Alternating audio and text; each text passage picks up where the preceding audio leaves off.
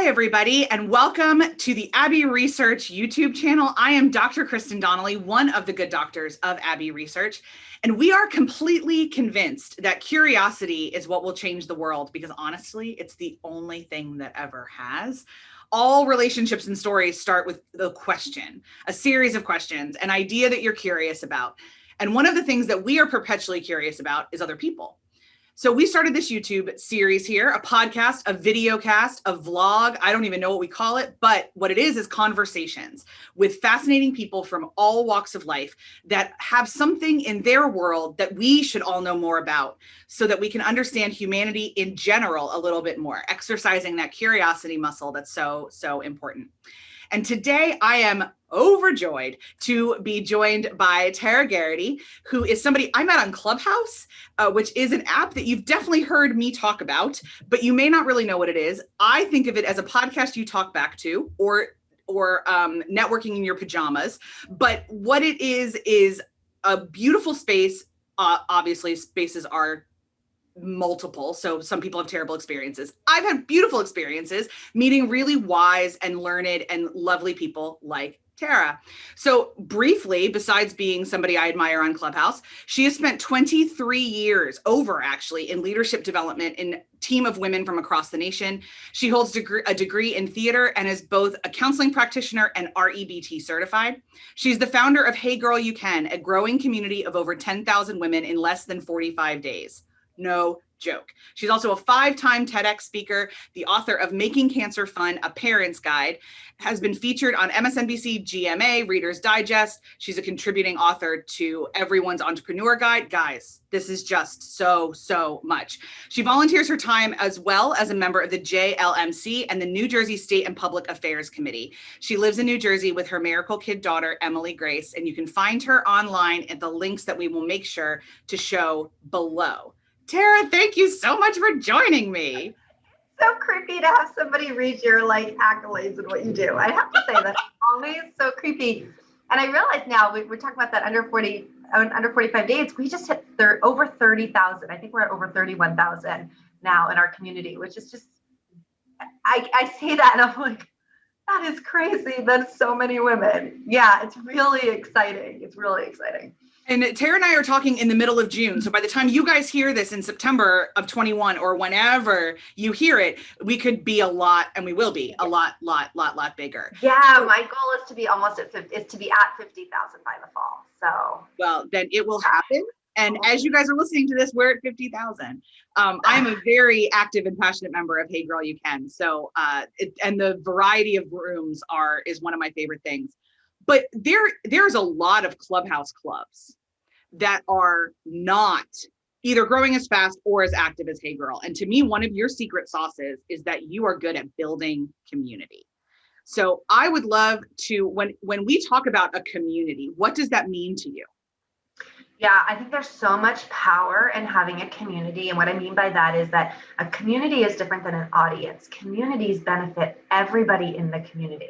So when I say power, it doesn't mean power for me. I mean power for the people in that community. That when you bring people together, everybody benefits. And so a lot of times what people are looking to do is they want to build their audience. And I see this quite often both in Clubhouse and in real life.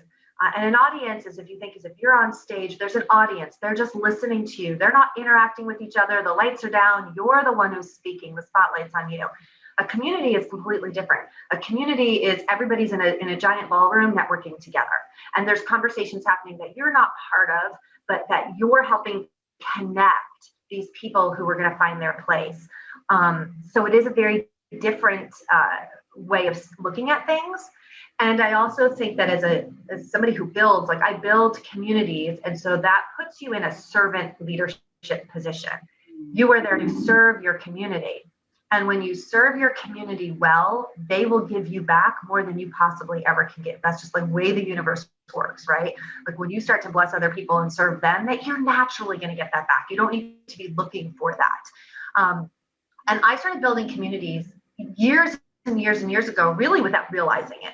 So, I got into a company where I was building a team and an organization. It was in the direct sales industry. That's what I built my career on. And you build this team, this community of people. And I had to learn how to rally people together and how to engage people in a team spirit, and to make people feel important and special and valued so that they want to stay engaged. Then I was living in Denver, Colorado, and I had two friends who ran these huge networking organizations. And they said, hey, would you host, our events? And so this was, bringing people into events that they wanted to go to, where they were going to pay to show up, and building communities around that. So that was real life. Then Facebook came out, and we built a Facebook group. And so really one of my first online communities was on Facebook. A friend of mine had created it. It was during a season when my daughter, who's now 15, she was 3.5 when she was diagnosed with stage 4 high risk cancer. And so I call her my miracle child. But people wanted to know what was going on. And so a friend put this little tiny community, I call it a community Facebook group. And it was back when nobody even knew what Facebook was. Like, there were no photos, there were no videos. Now we have lots of Facebook groups. This was at a time that none of that existed. So think about that dinosaur time. That community grew to over 1,000 people very quickly. And here's where I see where the power of community is. So this little Facebook group that had 1,000 people at a time when there were no Facebook groups, years later, and I will say that community still exists. There's still like 700-800 people in there. And every now and then I'll post like a yearly update with her photo and her picture, and people will start commenting, like they're very invested in that.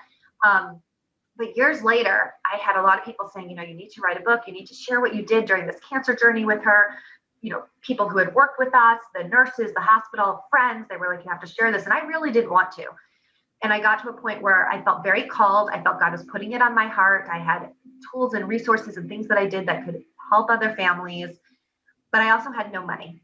I had gone through a crazy domestic violence divorce at that time, and her cancer. I mean, I was left like trying to just rebuild my life after I call Abby. I call Kristen Abby. I always say Abby because you're a company. Kristen, I was a 5-year life crisis, 6-year life crisis. And so a friend said, put together a GoFundMe page to fund your book. And I said, I don't want to do that. I've asked, people had been fundraising for me for years, right? Like, I was like, I'm not going to ask people for money to write a book. Prayed on it, felt confirmation, was like, okay. And let me tell you, that book was funded in about a month. Okay. One of the first people who donated to it was my daughter's surgeon. And that, I just remember sitting there with like tears. And she was like, I've worked with thousands of families, and I know what you did, and I want to see you share this with people. She ended up actually writing the foreword to my book. Love it. And that was when I really was like, wow, this is the power of a community that has come together and believes in something. And so when you create a community where people feel valued, where they feel special, where they feel that they're important, they will rally around you. And so Clubhouse just kind of became the latest. And I have other Facebook groups and other communities I built, but Clubhouse is just the latest one. And it's been so exciting. It's so exciting because you get to meet people like you, who you meet in a very different way when there's an audio piece. Yeah. So much of communication is the inflection, the tone, the way you say things. So you can read somebody's heart a lot better when you're hearing them speak versus when you're just reading their posts that they carefully crafted, that they thought through, that maybe somebody else wrote for them, right? So that's one of the reasons I love Clubhouse. I just think it's a brilliant space. And I think when we're talking about community, that's one of the things I like about Clubhouse is that it's not recorded. For anybody who doesn't know that. There are some rooms that are becoming recorded. I probably won't go into them because for me, the beauty of Clubhouse is that it's written in pencil. And you can even like try out how you express yourself. You can rehearse this story that you need to tell, that is a huge part of who you are, but you've never said it out loud to somebody who doesn't already love you.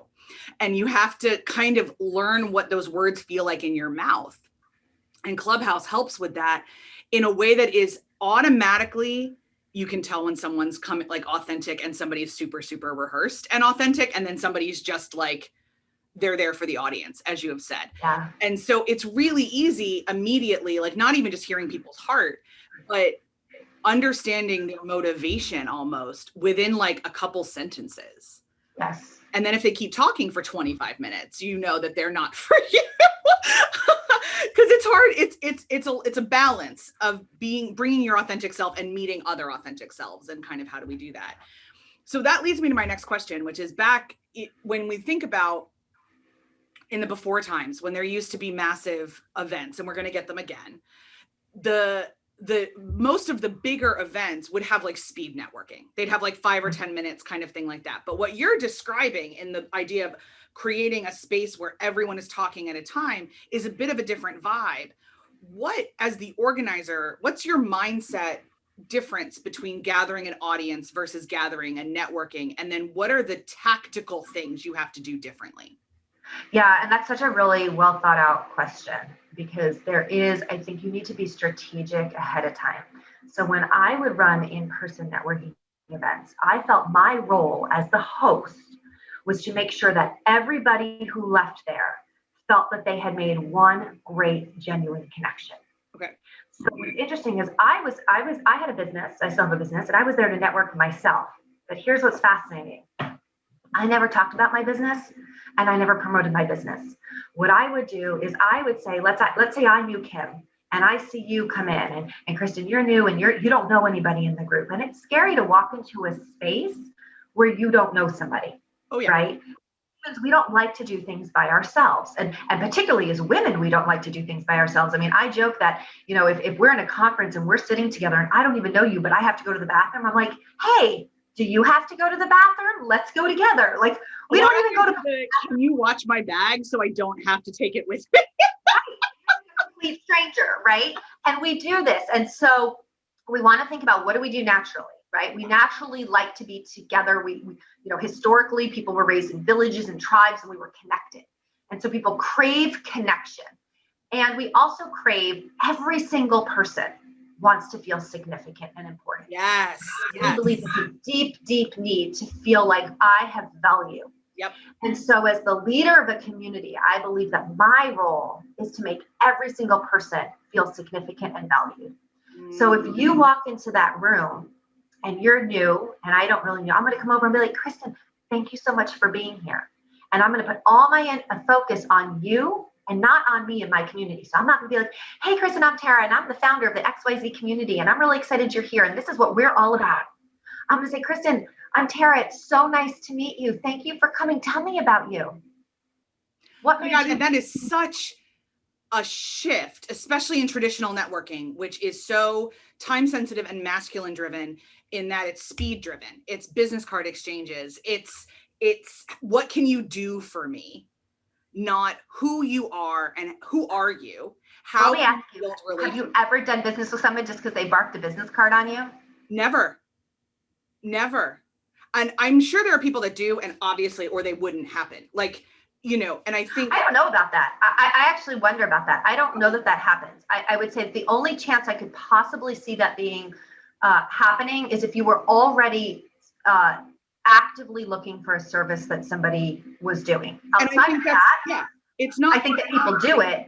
Yep, correct. It's like if I met you, if I needed a plumber and I got this business card, I'll give it a go. Right. But in terms of like, I think I've decided I no longer go to networking events that don't involve food. Because for me, one of the ways to build relationships is to sit down and have a meal with somebody, because it ties you to a conversation in a way. Like, I don't want to do networking events that doesn't involve sitting down. Like, because you need to kind of rest your body a little bit. So you're not standing awkwardly at a table and you're not able to listen to the person in front of you because you're like, am I going to spill my drink? Am I like, can I read their name tag? Who else do I need to meet? I think sitting allows you to focus on the person a little bit better. Now, you don't want to be trapped. So well, that's so fascinating, because I'd say I don't like networking events where people are sitting. Fascinating. Like, once I've sat down, now I feel awkward saying, well, now I've had enough of your conversation. Let me go meet somebody else and get up. So here's what I think is great about this, is there's no right or wrong way. About to say, what a great highlight, and this casual highlight. Yeah. It's, you need to know you and how you like to network and how you like to be, and find spaces that align with that align with who you are. And so, and here's why I want to say, tell me about you, because you tell me why you're here. Now I get what you do. And now I can, and this is what I would do. I'm very strategic. I'd say, okay, So Kristen, you're looking to, find speaking events, right? So I know my friend, Don, he's in the National Speakers Association. So I'm gonna say, Kristen, I have somebody, and again, the wording is important. I have somebody who needs to meet you. Oh, I love that. I have somebody that you need to meet, because now you're no longer special. It's that person that's special. But if I say I have someone who needs to meet you, now you feel special and valued. So I'm gonna say I have somebody who needs to meet you, and I'm gonna bring you over to my friend Dawn, and I'm gonna say, Dawn, I just met Kristen, and I really want you guys to connect. She blah blah blah blah blah, and I'm gonna make you feel special. And then I'm gonna say, Kristen, the reason you want to get to know Dawn is he's amazing because he's part of blah blah blah, and I'm gonna make him feel special. And now I leave you two, and you connect. I leave. But let me tell you, you're going to be singing my praises when you leave that event, even though you probably don't even know what I do. And I didn't do anything, but I made you feel valued. You're going to remember how you felt. You're going to remember that I did something for you. I connected you with somebody. And then that's the person who comes back. She brings her friend and comes over and she's like, Jen, you have to meet Tara. Right? And here's the thing is that, and this is the key. I think this is the key with all community building. If you're only doing it to manipulate people, it will not work. It has to be genuine. You have to genuinely care about people and want what's best for them. And that I'm not doing it so that you'll come back and introduce me to Susie and tell Susie how great I am. I'm doing it because I want you to have such a great experience that you want to come back to my community and that you want to bring friends to my community. And I just trust the natural law of the universe that if I do that for you, the universe will pay me back. And it may not come from you. It may not come from you. You may not come back and bring me a client, but somehow I'll get home and some random person will be on my voicemail going, hey, I found your website, because the universe keeps, like God keeps checks and balances, right? I don't need to do that. You don't need to do that. But God's like, if you give, I will give you back more than what you give. And so I just trust that that's going to come from somewhere. It doesn't need to come from you. You don't need to give me back. God will give me back. And so I think when you come from that heart, you can freely give and not worry about what's in it for me. It's almost like you're creating this energetic currency that the more you give out, the more is just flowing back into you. And it comes from, I feel great. I feel great when you leave and you go, oh my God, that was so good. I felt so important. So I've always used my time, even when you do it. Here's another great tip. You know how like a lot of networking groups do a 1-minute intro. Yeah. And this is where people totally don't know how to network. So I think first we have to start with the definition of network, because I used to teach for a school, teach how to network. Okay. And it's fascinating to me. People don't know how to network. And building a community, you have to be a master networker. Yes. Okay. Because you're building a community of people who are connected. You have to know how to network. So your first thing you need to do is go, well, what is the definition of networking? Because most people stink at networking, because what they think networking is giving out business cards and getting something back. Yes, that's not at all. Yep. Networking. So by definition, by the Merriam-Webster dictionary, is networking is a mutual benefit. Okay. Where there is an exchange of information for mutual benefit. So me giving you a business card, if there's no benefit to you, there's no mutual benefit, that wasn't networking. That was me advertising. Okay, I love this. Okay. Yeah. So in a 1-minute introduction, I'm there to network. So let me tell you the most effective way you will ever use your 1-minute marketing. What most people do is they tell you what they do, their title. So I might say, hey, I'm Tara. I'm the founder of the Hey Girl You Can community. And we've got a community of over 30,000 people. And, we've got accountability circles and we've got live retreats and we've got this. And I would love for you to be part of that. And if that's something that interests you, come find me after. But I don't really know what Hey Girl You Can is or who is the person. Yep. So one technique is, if you don't know anybody in the room, you use your time to talk about who you're looking for, who you serve. So, hi, my name is Tara. I'm the founder of the Hey Girl community. And my goal is to create a positive place for women, and a place for women's voices, a platform for women's voices to be elevated. So if you know somebody who's a woman who has an incredible story or a mission or a passion, and she's looking for a place for her voice to be heard, I hope that you'll connect her with me. So you're giving people specifically what you're looking for. But even better than that is knowing one person in that circle And I'm going to say, hi, my name is Tara. I'm the founder of the Hey Girl You Can community. And if you want to know about that, come find me afterwards. But I have to tell you, I'm going to use my minute to tell you all about Kristen, because I just did a podcast for her and she was so amazing. And she asked insightful questions and she is all about connecting women. And she has this great thing where they focus on curiosity and questions. And it made me go, wow, that's so true. And I just hope you guys will check out her podcast. It was so great. And Kristen, I just wanted to thank you so much for giving me the opportunity to be on that podcast. And let me tell you why that's so important, because Kristen now is going to refer everybody she knows to me, right? Because I made her feel significant and valued. And you know what everybody else is going to do? Everybody in that room is going to want to meet me, because next month they want me to come in and talk about them. Because there's nothing more valuable than that third party endorsement, that social proof. I can tell you how great I am. And you're like, of course you think you're great. It's totally different when Kristen comes in and says, guys, the Hey Girl You Can community is the best community. You've got to be part of that.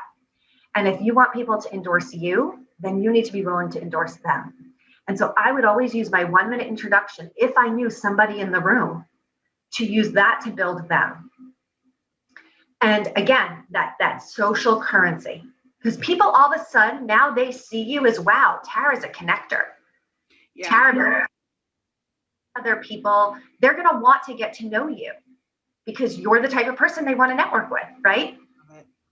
Love it. So switching a lot of how we think. And so when you build a community, you need to know, what makes your community unique? Why are people going to be there? When we started Clubhouse, I would try out different things. Like, how was I going to describe the community? And over the last 6 months, I've found that there's 2 pillars. So I go back to these 2 pillars for everything. So first it started out as, we're the most positive place in Clubhouse. That was it. It was just, I just wanted to be a positive space. I wanted a place where people weren't venting. And so I'd say, we're the most positive place in Clubhouse.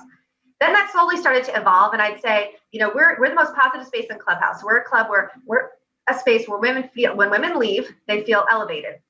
They feel inspired. They feel a little bit more believing like they can. And so I would try all different words to see what felt good. Then I started to go, well, why do we exist? What are we here for? And I said, well, what do I really want? I want a place where women's voices are elevated. I was very lucky. I grew up in a company where I was given a platform where my voice was heard. And a lot of women don't have that. And they have something significant to share and say, but they don't have a platform.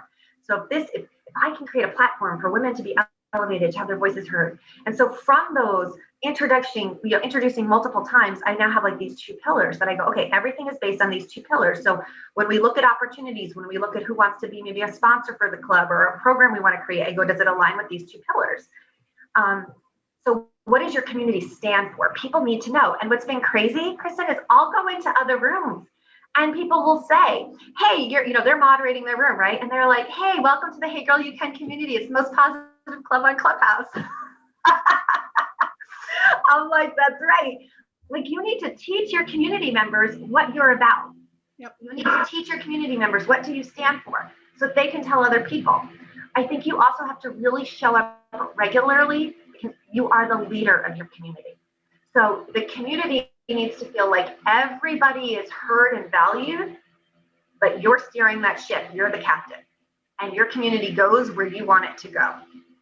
And so as the leader of the community, number one, your integrity better be tight, because if it's not, your ship is going to sink, right? That's it. One time somebody finds out your integrity is not in line, and you will have to, it's like that. I always tell my daughter, reputation, it takes years to build and one thing to destroy, and your reputation will precede you.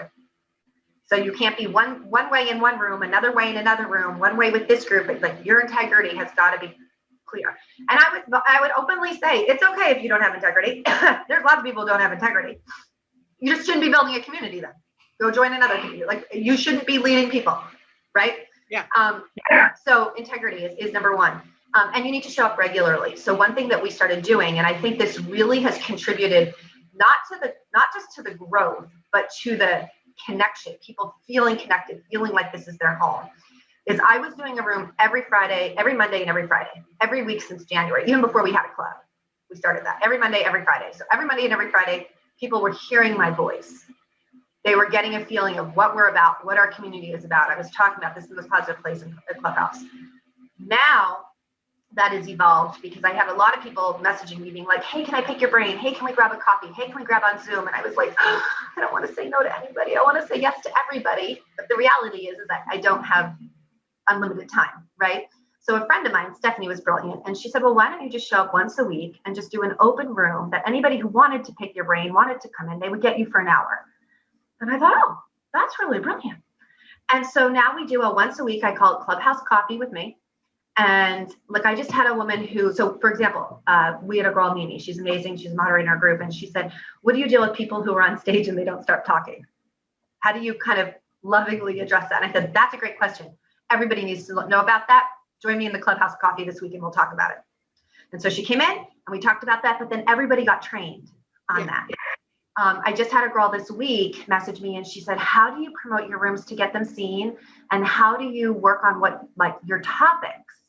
And I said to her, well, your title is more important than your topic. Yep. Because you can gauge the conversation is going to go where the conversation needs to go, but your topic, your title is your clickbait. It's getting people in the room. And that's a really great question. The next Clubhouse Coffee is on this time next week. Are you free? Can you hop in there and ask that question? And she said, yep, I have it on my calendar. So the community knows every week I'm going to show up. And people will say, they're like, oh, now I know the history of the club. Now I know why the club is here. Now I know what the club is about. And now they can decide, does this align with the kind of space I want to be in or not? And it's okay if it's an or not. Yeah, exactly. And I wanted to highlight that is that not every community is going to be for everybody. And so the myth that every community needs to have open boundaries and everybody's welcome, honestly, not everybody is if you don't align with the values. And I think that's the key. Everybody's welcome if they align with the values of your community. Yeah. That is the secret sauce there, right? Like we have a no venting space. I have a hard stop on there's zero venting. And I've had people, it's like in our rules. And the reason why is because the scientific research shows that venting actually damages the body of the venter and the people listening to it. So a lot of people think venting is getting off steam and that it's therapeutic. And that is absolutely a false lie that the scientific community has debunked. When you vent and you stay in that state of heated emotion, your body can't process the emotion properly to move on. It becomes locked in the body and it causes all sorts of physical damage to your body. The people who are the recipient of your venting also experience that same physical stress, cortisol, bad, adrenaline running kind of things that then damages their immune system and weakens their body. So we have a hard no venting rule. So if you're looking for a space where you can blow off steam and vent, you could be a wonderful person, but this is not the community for you. And that doesn't mean that you're not important, valued, or significant. It just means that this space isn't going to align with who you are. In our space, we don't do anything like numerology, astrology, tarot reading, channeling, medium work. Again, nothing wrong with that. Nothing wrong if you want to do that. It's just that this space is not for that. And so if that's what you're looking for, then and I've even messaged people. I said, that's not what we do in this space. If that's what you're looking for, I can totally refer you to some other spaces that would be great for you. Yeah. Don't do it. I'm saying, let me find you some spaces that do align with that. Same thing with people who want to deep dive into things like trauma, suicide, eating disorders. We're not therapy. We're not a place where we want to deep dive. We want to talk about how those things happened to us and we overcame. And I can, and I'm able, and reframing from reaction mode into responding in life and showing up. So somebody who wants to stay and deep dive into those types of conversations, again, nothing wrong with that. There's a time and a space for it. It's just not this community. So I think you do need to be clear on what are the boundaries of your community, who are the type of people. Like, this is really great when you're putting your community together. I would encourage anybody to sit down. So like one of the things that we do in the workbook that I have on how to build a community, one whole page is just listing the qualities of the type of community members you want. And have an idea of what do those people look like? Who's your, we talk about your ideal client, who's your ideal community member? So for me, women of integrity, women who want to reframe their experiences positively and they're open for that. Women who genuinely want to give without looking for just what's in it for me. Women who are collaborative, women who are non-judgmental and who see value in everybody, that everybody is significant and every voice deserves to be heard, right? So those are the type of community members I'm looking for. And the reason that's significant is that the way your brain works with your reticular activator is that if you're clear on what you're looking for, you subconsciously will seek out those people and find those people without realizing it. Got it. And you will attract the type of people that you're looking for. If you don't know what you're looking for and you're like, I'll take anybody, guess what you're going to get? You know, kind of like dating. If you're like, I'll date anybody, you might not like who you end up on a date with. But if you're really clear, these are the qualities that I'm looking for, then don't waste a Friday night hanging out with the person who doesn't have those qualities, because that might stop you from being home by yourself, being like, oh, I'm just going to go run out and grab coffee, running to the Starbucks and meeting the guy of your dreams because you were clear on what what you were looking for. So I think it's the same thing with community building. I can't think of a better place to pause this conversation than that, because we can get into lots of spider webs from there. But I think this is a really good kind of starter course for what it takes to build a community. But I know you've got actual resources for people. So what if they're looking to do this and looking to kind of further their thought process on this, what should they get a hold of you for? Yeah, so this is really funny how this came to be. So this is the first time, because I have taught community building and I've taught networking like in live, in person my whole life, right? But I am not, I know some of you are like fantastic, you have all these online courses and everything. I've never done that. So as Hey Girl was exploding, everybody was asking, what are you doing? What are you doing? And that's that, have you heard the term like zone of genius? When you do what's natural for you, you're like, I don't know, I'm not doing anything. So I'm on the phone with my friend, Tiffany, who's amazing. She teaches people how to build their brands. And she said, well, what are you doing? And I said, openly, I'm not really doing anything. I don't know. It's just, and she goes, well, what are you doing? And so as we're talking, I'm like, well, I'm doing this and I'm doing this and I'm doing that. And then I did this. And then I decided to, and she was like, okay, Tara, this is all what you're doing. And I was like, doesn't everybody do that? And she said exactly what she's like, no, this is what you need to teach people to do. And I was like, and it's that light bulb. I was like, oh, everybody doesn't know how to do that.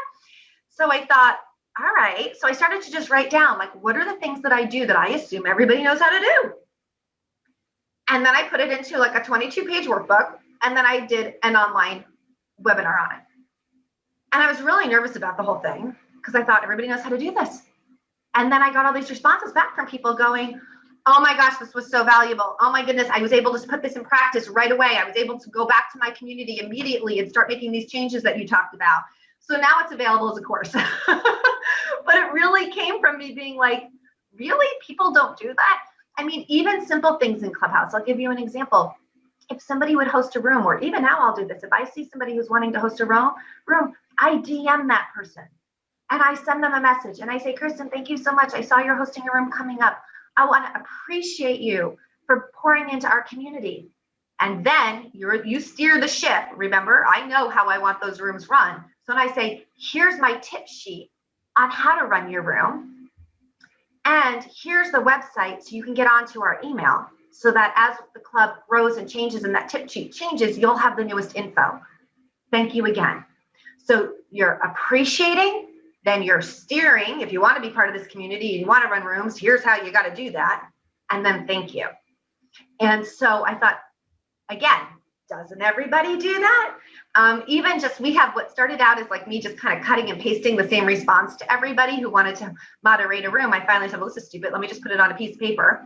And then as it's grown and I've gotten more questions, that what started as a little paragraph cut and paste is now an 8-page workbook of like, this is how you book your rooms. If you want an unlocked room, if you're going to reset your room, here's how you can promote your room, all of that. And again, I had a couple of my friends who are larger club founders who have way larger communities. And they're like, can I get your tip sheet? And I thought, doesn't everybody do this? So this is where I think you want to, even within building your community, what is it that you do that's so natural that you assume everybody else does it? That's your gift to your community. That's what you can give your community. And then what I recognize is that all of the members of our community have the same thing. They each have something that they do that is so natural because they're so good at it because it's just who they are, that the rest of us in the community don't do, but that's what their gift is to the community. That's their contribution, that they can show up and be like, doesn't everybody do this? And we're all like, no, teach us your ways, right? That everybody brings something significant and that's unique to the community that has value. And that's the beauty of a community, because we can't all be good at everything, right? No. Oh man. So folks, that was so much incredible wisdom in a short package, which is one of the beautiful things about also being part of a community, is you get to learn a lot in small doses repeatedly over time, which is one of the things I really appreciate about it. Tara, that was gorgeous. Thank you so much. Again, doesn't everybody know this? I want to stitch like 5 of those things on pillows. It's beautiful. If you loved our conversation, I would really appreciate a thumbs up. I know it seems dumb, but the YouTube algorithm is obsessed with the thumbs up. And if you like these kind of conversations about community, fascinating people, strategy about how to grow a business or how to be a better person, how to be in better relationship with yourself and others, that's all we talk about on this channel. So please subscribe, hit the bell so you don't miss a thing. Obviously, if you're on Clubhouse, you need to come join us in Hey Girl, You Can, where I frequently pop into rooms, and we'll be hosting some soon as I kind of deal my schedule. But the bigger community is something that we would love for you to be a part of, because as you've heard from Tara, it's something special. How to get a hold of her is going to be below in the show notes as you watch this. So do not hesitate to do so, including that incredible course that she just talked about. The link for that will be there too. Tara, it's been a privilege. Thank you. Oh, I'm so glad to talk, and I'm so excited to see how, this community is going to benefit you too. Because it's literally just heygirlyoucan.com. I mean, that's where you can find everything. But I know that you're going to be contributing to the blog that we're building out. So I'm very excited to have you featured and to have your wisdom and your zone of genius available for all of our community members. So I'm excited for that. Guys, see how she did it? Anyway, we will, in between now and whenever I see you next, I hope that you find people who love your zone of genius and want to help it become as giving and natural out of you as possible. This has been Welcome to My World. I'm Dr. Kristen Donnelly. I had the incredible special guest of Tara Geraghty, and we will see you next time. Bye.